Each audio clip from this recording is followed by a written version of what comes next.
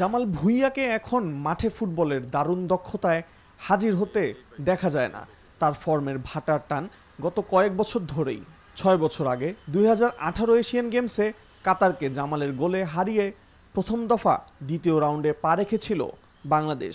পুরো আন্তর্জাতিক ক্যারিয়ারে ওটাই ছিল তার সবচেয়ে বড় ঘটনা। 2013 সালে অভিষেকের পর ডেনমার্কের কোপেনহেগেনের যুবদলের সাবেক সদস্য জামাল এখন ঢাকার ক্লাব ফুটবলের সেরা একাদশে জায়গাই পান না নিয়মিত।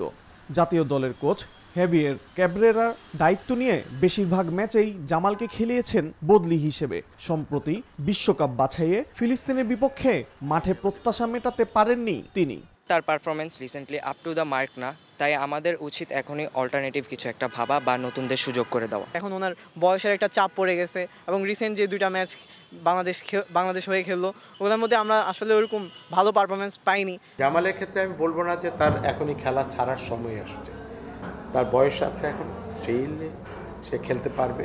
তবে ন্যাশনাল টিম আমি মনে করি না কনসিডারের কোনো ক্ষেত্র বা কোনো ইমোশনের জায়গা যে কাউকে আমি সুযোগ দিলাম ন্যাশনাল টিমে খেলা ন্যাশনাল টিমের চ্যালেঞ্জ আছে, এই চ্যালেঞ্জকে মোকাবেলা করেই কিন্তু জামালও খেলছে, অন্যান্যরাও খেলছে। এখানে কিন্তু দয়ার কোনো জায়গা নাই, ক্লাব লেভেলও না এবং ন্যাশনাল লেভেলও না। তাই আমি মনে করি যে কোচটাই সবচেয়ে ভালো বুঝে তাকে কোথায় ইউজ করবে, কখন তাকে বাদ দিতে হবে, কখন টিমের বাইরে রাখতে হবে। সে যখন বোঝা হবে ডেফিনেটলি কোচ তখন তাকে দলে রাখবে না। ওয়ালটন এসিতে ইনস্টলেশন একদম ফ্রি। গত বছর আর্জেন্টাইন তৃতীয় বিভাগের দল ক্লাব সোল ডি মায়োতে নাম লেখালেও সেখানে সুবিধা করতে না পারায় ফিরে আসেন দেশে। চলতি মৌসুমের মাঝে এসে নাম লেখান ঢাকা আবাহনীতে। সেখানেও নিজের ছায়ায় ঢাকা জামাল। তার বিকল্প খোঁজার এটাই আদর্শ সময় বলছেন সাবেকরা। টিম ওয়ার্ক যখন সব কিছুতে আসে, টিম ওয়ার্কটার জন্য যদি মনে হয় যে না বেটার, আর যদি না হয় যে ইয়ং প্লেয়ারদের কাউকে বা ম্যাচুরড প্লেয়ার কাউকে সুযোগ দেওয়া হবে, এটা আমি মনে করি এটা ফুল টিম ম্যানেজমেন্টের উপর অ্যান্ড কোচিং স্টাফের উপর। জামাল হি ওয়াজ এ গুড প্লেয়ার, আমি বলছি সে জাতীয় দলের জন্য কিন্তু একসময় বেশ ভালো সার্ভিস দিছে, বাট রাইট নাও আমার কাছে শাহরুখকে এজ হয়েছে এবং জাতীয় দলে তার থেকে বেটার প্লেয়ার এই মুহূর্তে রয়েছে। তো সেইখান থেকে আমি বলবো যে দেখেন বেটার প্লেয়ার যখন আপনার পজিশন আসবে তখন অটোমেটিকলি আপনাকে বেঞ্চে চলে যেতে হবে, আদার্স স্কোয়াডের বাইরে চলে যেতে হবে, এটা মানতেই হবে। আমি 15 বছর জাতীয় দলে খেলছি, আমি তো সারা জীবন খেলবো না।